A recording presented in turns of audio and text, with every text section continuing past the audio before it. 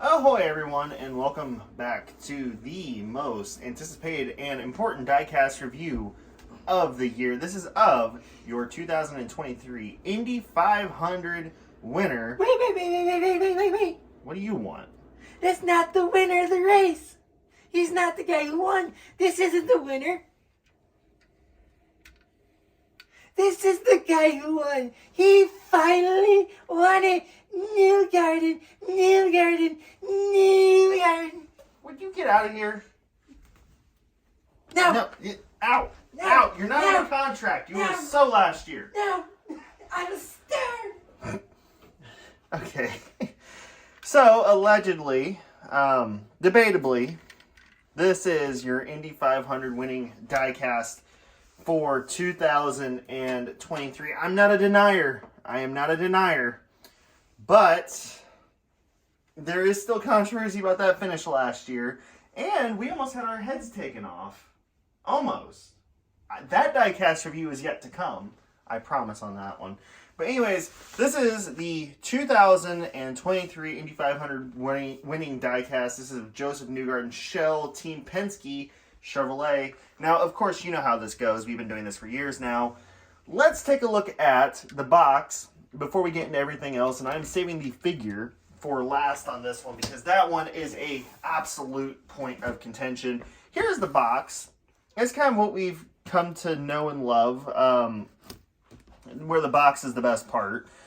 We have the pagoda, Joseph drinking the milk, shades of the commercial from, what was that, 2013? 14. We have the number 2, and it's, well, actually, this number didn't actually appear on the car in this style. It was white fill-in in the car with the yellow outline. 2023 Indy 500 champion Joseph Newgarden. You can see him drinking the milk, and then the board. Here he is posing with the ring and the wreath, and then there's the car. We're going to get back to this picture here, certainly enough. Let's take the sleeve out. Of course, as mentioned, it is the figure edition. Here's the box itself. You can see the pylon, as we always do, with the results. I love that they normally have the full pylon, but they cut it out at 32. So you can see R.C. Enerson, but you don't see the 33rd car. Who finished 33rd? I don't remember. Oh. Ray Hall. No, it was Catherine Legg. Anyways, 2023 Indianapolis 500 champion Joseph Newgarden. Now you can see him celebrating again. The milk photo would have been so much better. And then here you can see him dumping the milk over his head. And here you go. Let's read this one together, ladies and gentlemen. We're going back to kindergarten. 2-time NTT IndyCar Series champion Joseph Newgarden passed reigning Indianapolis 500 by Gamebridge. I'm pretty sure this was supposed to be a presented by, but by Gamebridge winner Marcus Ericsson on the last lap to snare his first career victory in the greatest spectacle in racing. Newgarden from Nashville, Tennessee, I thought it was Hendersonville, earned his spot on the Borg-Warner Trophy in racing immortality in his 12th career 500 start, expanding Team Penske's event record of 19 victories in the race. Newgarden, who started 17th, passed Ericsson on the back straightaway with an outside move just before turn 3 and snaked down the front straightaway to victory. They snaked almost into the pit lane to victory in the number 2 Shell Powering Progress Team Penske Chevrolet. It was the 4th closest finish in Indy 500 history. And then, of course, you see the day after photo. They completely failed to mention that it was a one-lap shootout, and it was very NASCAR-y of a finish. Very NASCAR-y of a finish, actually. But let's take a look at the diecast, and oh yeah, we are criticizing Greenlight Collectibles today. Let's start with the car. So, this is the Shell Powering Progress livery for last year. It was a one-off livery. It didn't even run in testing it. They ran a, in my opinion, better looking scheme. Yeah, let's dive into this one. And yes, we do hit all of the weak points of Greenlight Collectibles, i.e. gradient. So on the front wing, we have Verizon on both sides. We have Hitachi on the end plates there. Dallara, Pennzoil, Tire Rack, Chevrolet, NTT IndyCar Series.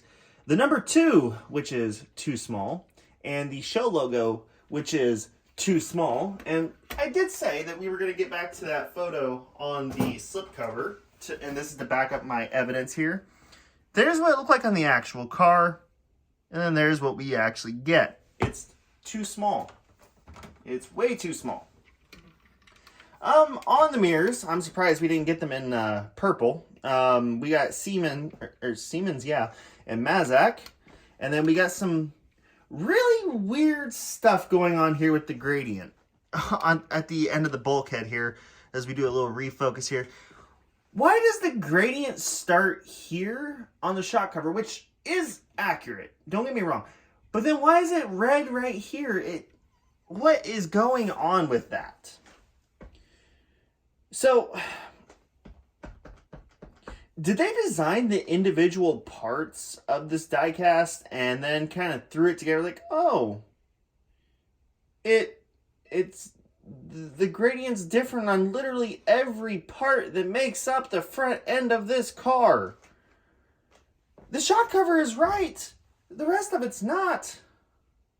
Like, you would think that it would be nice and uniform kind of gradient working its way back. I mean, hell, they've been doing it with the Scott Dixon car for a while.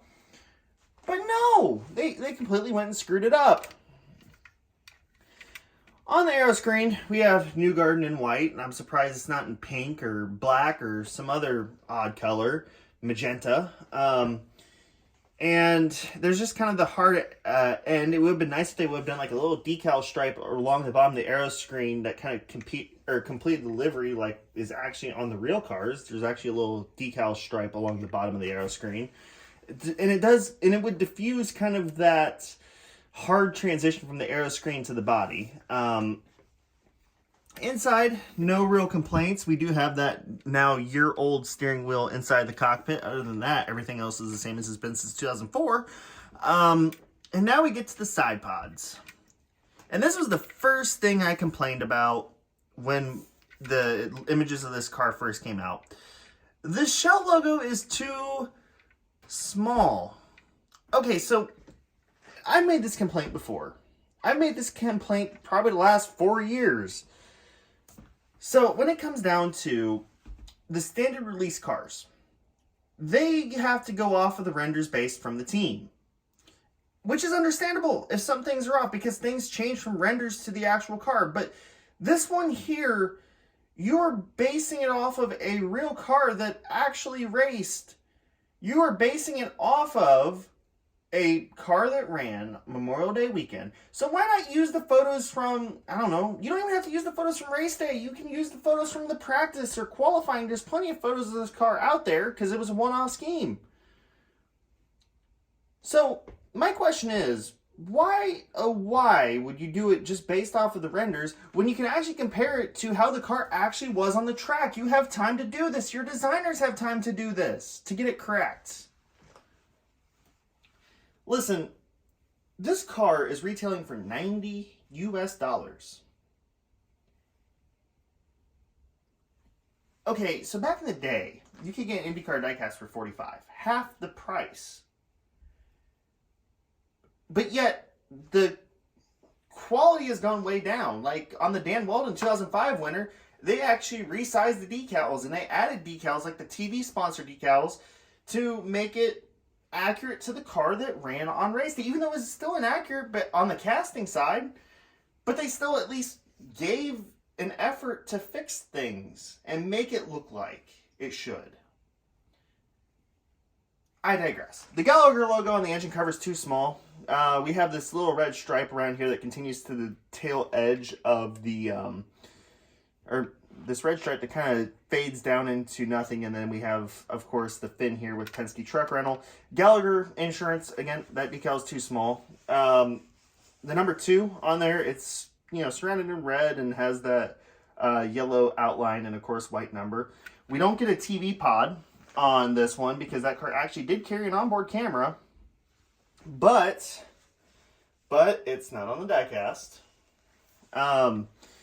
Let's see here. We have the new Shell 100% renewable fuel logo there on the side. That's kind of handy advertising. Have you ever noticed how Team Penske sponsors are all sponsoring things within IndyCar or at the Indianapolis Motor Speedway, like the PPG Media Center, or excuse me, Dex Imaging Media Center? Hell, every fire hydrant in the town of Speedway, Indiana has PPG on it. Interesting how that works. Anyways, on the flick, we have PPG and Snap-on. Chevy logo on the side. You can see that gradient, which starts a little far back. It should be a little bit more like right here versus this far back. The gradient itself is not terrible. It's just something else that we're going to get to here in the white. There's yellow spillover. Okay, I'm going to come really close up. Really close. It doesn't want to focus on this point. You can, if you look really closely, like right here at the beginning of the ramp, you can see some yellow spillover into the white paint. And you can see some actually right here too, if you look closely enough. Yeah, right there. This isn't just an issue with mine. This is with all of them. So it's not a pure white. There's yellow in there. And I'm pretty sure on the real car, there wasn't splotches of the yellow in the white part. Also, we have a paint chip right here by the Gallagher logo. Probably the most accurate part of the diecast is the rear wing itself. And actually, I'm going to point out here, chrome suspension, and we have the dual-sided Firestone Firehawks, which, by the way, have changed. They use the same tires as the previous year on this car. However, there is no more like asymmetrical deal where one side's red and one side's white. They're both just white now. But it's the Indy 500 Firestone Firehawks, and that is readjust the focus there. Sorry about that. Just wanted to throw that point in there. Probably the most accurate part of the car is the rear wing. And I had to do a little bit of research on this myself. And actually, now I'm not sure. I need to do a momentary bit of research because in this photo right here, it shows that the wrapping is cut off right there. But on the photos I personally took of the car during the month of May, it was the wrapping extended the end of the boomerang, as we call it. So now I'm a little bit puzzled how it actually ran on race day. That is something to look into real quick, which I shall do. But while I do that, I'm going to elaborate real quick that it's not the best diecast we've ever gotten. Unfortunately not. And I've never even looked at the DIN number on this one. Oh, it's stamped now. This is number 271 out of 500 since it's the figure edition. So they stamped the DIN number on the bottom now. That's interesting. This side here is the same complaints that we've had for the last 13 minutes now. So let's talk about the other point of contention. The figure. And here is the figure. Okay, so on race day, it did run with this cutoff. So, in the photo that I took during one of the practice days, it had it going full extend. So they did do the cutoff like they did on the Marcus Ericsson car, right here. You can see how the wrapping cuts off. We just get carbon on the rear wing, or on the little tips of it. But on this one, okay, and thank you for that, by the way. So this isn't accurate. It should be cut off right about here where it transitions. Good job, Greenlight. Once again, you messed it up. This is a great start for the new owners of Greenlight. It is. But let's talk about this figure. Oh boy, this is the biggest point of contention for some people. Obviously, the figure edition, I'm glad that it's still 500 pieces, unlike the Helio car that was 2021. You know, at least there's some sense of exclusivity back. But what the hell is this pose? Okay. This year, they announced that they were going to release individual figures for individual drivers. They'd be like $20, whatever. Why, oh why, is the single most important IndyCar diecast of the year, why is the figure in that same stupid pose? The same generic blank pose. Now, we have seen this pose before. Not just in those cars, but also the Fernando Alonso figure from 2017. Same exact pose. Like the arm positioning and everything's the same. It's just The Newgarden one just looks fatter, and it looks more cartoony and unrealistic in comparison to, say, the Fernando Alonso one. Why do we have this pose? I mean, last year, we had this for Marcus Ericsson. It looked very refined, and I called it, at the time, probably one of the better figure editions that they've done, because there's definition, there's depth. You could believe that it's a... Well, you won't believe it's a real person, of course, but you could believe that it's supposed to be a real person, not just some cartoon from frickin' Speed Racer. I could go back even further if we want to talk 2021. Everyone knows my issues with this figure and the helmet and how stupidly out of proportion it looked, and you can see the proportions are really bad. I can at least believe the helmet on the Newgarden car, but I had my issues with that figure. Granted. Okay, we could go back to 2020. Probably one of the... No, not the... One of. It is the best figure that we have ever gotten in terms of the proportions, the sculpting, just how it looks, the decal application. This is the perfect figure edition figure. And it's impossible to get. But look at it. It's beautiful. Do we want to go back to 2019, the Simon Pagenaud one? That one's good. You can see how baggy the fire suit is. You know, it looks like what it's supposed to be. There's depth to it. The helmet's in proportion. It's a good-looking figure. Okay, 2018. Looking like he's taking the biggest dump of his life. But it looks good. And Newgarden pretty much did the same exact pose. So why could we have not gotten that one?